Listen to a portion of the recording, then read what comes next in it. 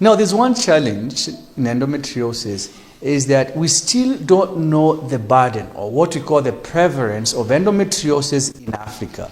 But we have a feeling that this condition is so prevalent and it really doesn't matter whether it's in Central Africa, is in West Africa, or even in South Africa. So the challenge has been there's very little awareness and care that has been provided for patients with endometriosis.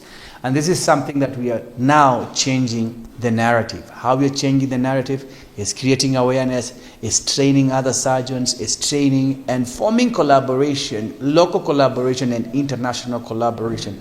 And I'm really proud to say now we have developed collaborations with societies like International Society of Gynecological Endoscopy, society like AAGL, and for the first time, we have developed or we have created a society which we are calling the Pan-African Society of Endometriosis, which will be addressing care and access and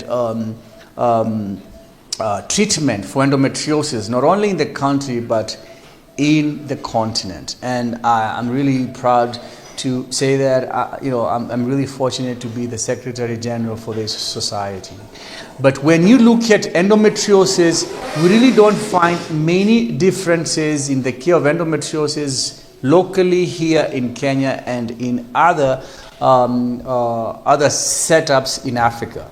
But there's a lot of work that needs to be done, both research and providing awareness and demystifying endometriosis. I'm not really sure if you're going to see the numbers of endometriosis going down. And the reason is because at the moment, we don't know the burden of endometriosis in Africa. For instance, we know that in the Western world, the prevalence of endometriosis is 10%. So 1 out of 10 women will suffer from endometriosis. That data, we don't have it in Africa.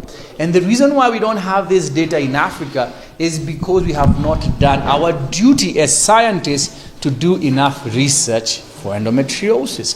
So now what we are really seeing, people are saying the numbers of endometriosis are on the rise. I really don't think that numbers of endometriosis are on the rise. What I can say is that our diagnostic has improved, patients have been empowered, and now we can talk about endometriosis. Remember that endometriosis was a condition that was a taboo to talk about issues surrounding your menstrual health. Young girls who are made to believe or to feel that endometriosis or pain during their menses is something that is normal. But now through awareness and advocacy, women are coming out and saying this is not normal. And this is what is making the